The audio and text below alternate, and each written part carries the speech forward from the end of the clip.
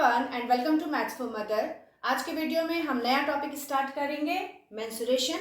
लेकिन वीडियो शुरू करने से पहले एक रिक्वेस्ट है कि यदि आप मेरे चैनल पर पहली बार आए हैं तो मेरे चैनल मैथ्स फॉर मदर को सब्सक्राइब कर ले और वीडियो पसंद आए तो लाइक और शेयर जरूर करें।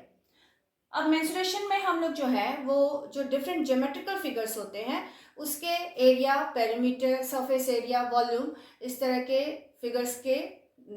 फिगर्स को हम लोग डिटेल में पढ़ते हैं। अगर हम बात करें तो फर्स्ट जो बेसिक ज्योमेट्रिकल फिगर है वो है आपका रेक्टेंगल। नेक्स्ट है आपका स्क्वायर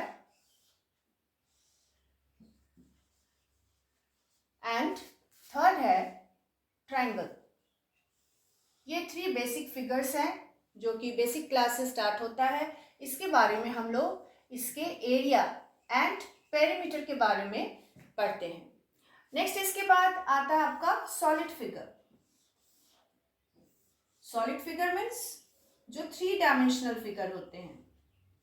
फॉर एग्जाम्पल क्यूबॉइड,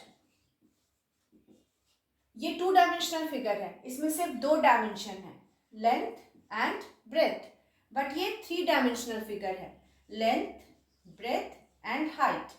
तो जो थ्री डायमेंशनल फिगर होते हैं ऐसे फिगर्स के हम वॉल्यूम एंड सरफेस एरिया को मेंस्ट्रुएशन में पढ़ते हैं। अगर हम नेक्स्ट थ्री डायमेंशनल फिगर ले तो ये है आपका क्यूब। ये भी एक थ्री डायमेंशनल फिगर है बिकॉज इसका लेंथ है, ब्रेथ है प्लस हाइट है। नेक्स्ट अगर हम एक और कंसीडर करें then the next one is cylinder. Cylinder भी आपका एक थ्री डायमेंशनल फिगर है। तो इसका भी हम वॉल्यूम एंड सरफेस एरिया पढ़ते हैं मेंस्ट्रुएशन में। ये आपका क्यूब और ये हो गया सिलेंडर।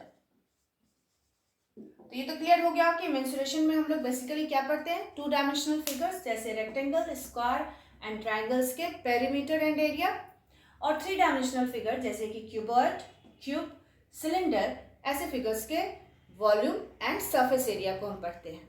तो हम सारे ही जो एरिया, पेरीमीटर और सॉलिड फिगर्स है इसको डिटेल में एक एक करके डिस्कस करेंगे। तो आज हम फर्स्ट टॉपिक लेते हैं आपका रेक्टेंगल। पहले हम लोग टू डायमेंशनल फिगर से शुरू करते हैं, फिर आगे बढ़ते बढ़ते जाएंगे थ्री डायमेंशनल फिगर तक। तो फर्स्ट हम कंसिडर करते हैं आज रेक्टेंगल। तो रेक्टेंगल में जो रेक्टेंगल का शेप होता है वो आपका इस तरह का होता है। जो इसके लॉन्गर साइड होगा उसको हम बोलते हैं लेंथ, डिनोटेड बाय एल, और जो शॉर्टर साइड है इसको हम बोलते हैं breadth, denoted by B. Rectangle में अपोजिट साइड्स इक्वल होते हैं तो जो भी लेंथ होगा सेम लेंथ अपोजिट साइड्स का भी होगा और ब्रेथ भी सेम होगा। और इसका जो एंगल्स है, each angle is of 90 degree. सारा ही एंगल 90 डिग्री का होगा। तो ये हो गया आपका रेक्टेंगल। अब बात करनी है रेक्टेंगल की एरिया एंड पेरीमीटर। बट इसको शुरू करने से पहले हम समझ लेते हैं कि आखिर पेरीमीटर और एरिया होता क्या है। तो पेरीमीटर किसी भी फिगर का, ये तो आपका डिफाइंड फिगर है रेक्टेंगल। अगर मान लीजिए कोई दूसरा फिगर हो, इस तरह से, इस तरह का कोई फिगर है और इसका आपको कह दिया गया पेरीमीटर निकालें। तो अगर कोई भी अनडिफाइंड फिगर है तो उसका पेरीमीटर मीन्स उसके आउटलाइंस का सम। अगर हम यहाँ से स्टार्ट करें और इसका पेरीमीटर निकालें तो length of this side plus this side plus this side plus this side plus this plus this plus this, मतलब ये सारे ही साइड्स के लेंथ का जो सम होगा वो हो गया इस फिगर का पेरीमीटर। किसी भी फिगर का पेरीमीटर हो जाता है। और एरिया जो हुआ, ये जो आउटलाइंस के अंदर ये जो सरफेस आपको दिखाई दे रहा है ये हो गया एरिया ऑफ दिस फिगर। ठीक है, तो क्लियर है। Perimeter of any figure, any geometrical figure is the sum of the length of outlines and area enclosed by the outlines is called the area of that figure। तो हाँ, अब हम start करते हैं आगे रेक्टेंगल का। तो रेक्टेंगल का जो डिफाइंड फिगर होता है आपका, जैसे कि रेक्टेंगल, ब्रेथ, ट्रायंगल, इस सब का फॉर्मूला फिक्स्ड है। ठीक है, पेरीमीटर एंड एरिया दोनों के लिए ही। So perimeter of rectangle is 2 into length plus breadth, and area of rectangle is equals to L into B square unit, और ये ओनली यूनिट। ये यूनिट और स्क्वायर यूनिट क्या है ये भी हम आगे डिस्कस करेंगे, ये सबसे इंपॉर्टेंट पार्ट है अगर देखा जाए तो ये है आपका इस रेक्टेंगल के पेरीमीटर और एरिया को निकालने का फॉर्मूला। अब हम इसे कुछ एग्जांपल से क्लियर करते हैं। फॉर एग्जांपल अगर लेंथ दिया आपका 10 मीटर और ब्रेथ है 5 metre, then find area and perimeter of the rectangle. तो इससे पहले हम क्या करते हैं कि यूनिट्स जो लेंथ और ब्रेथ के यूनिट से उसको चेक करते हैं। दोनों ही यूनिट सेम होना चाहिए। यहाँ आपका लेंथ भी मीटर में है, ब्रेथ भी मीटर में है, देन इट्स ओके, हम इसको आगे सॉल्व कर सकते हैं। बट अगर यूनिट्स डिफरेंट हो तो पहले आपको सेम यूनिट में उसको कन्वर्ट करना है।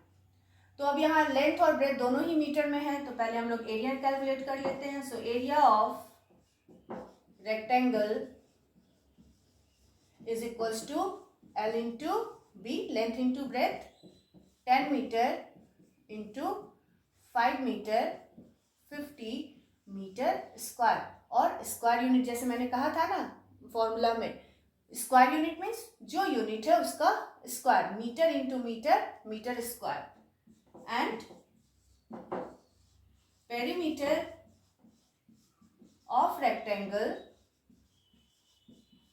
is 2 into L plus B, 2 into 10 plus 5 meter, 2 into 15 meter and 30 metre.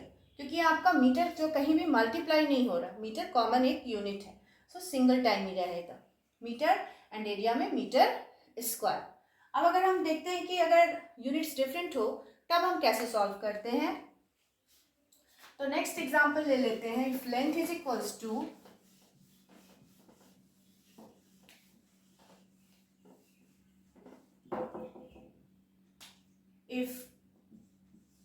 Length equals to 3.5 metre and breadth equals to 30 centimetre. अब यहाँ देखो, लेंथ हो गया मीटर, ब्रेथ हो गया सेंटीमीटर, तो हम इसको कैलकुलेट नहीं कर सकते। यूनिट आपका हमेशा सेम होना चाहिए। जितने भी सॉलिड फिगर्स को मैंने कंसीडर किया है उसका आप कुछ भी निकालें, surface area, perimeter, area, volume, units always same होना चाहिए। तो यहाँ मीटर है और यहाँ सेंटीमीटर है, तो हम मीटर को सेंटीमीटर में कन्वर्ट कर लेंगे। So 3.5 into 100 centimetre. Why? Because 1 metre is equals to 100 centimetre. 1 metre 100 centimetre के इक्वल होता है, तो हम मीटर को सेंटीमीटर में चेंज करने के लिए 100 से इंटू कर लेंगे।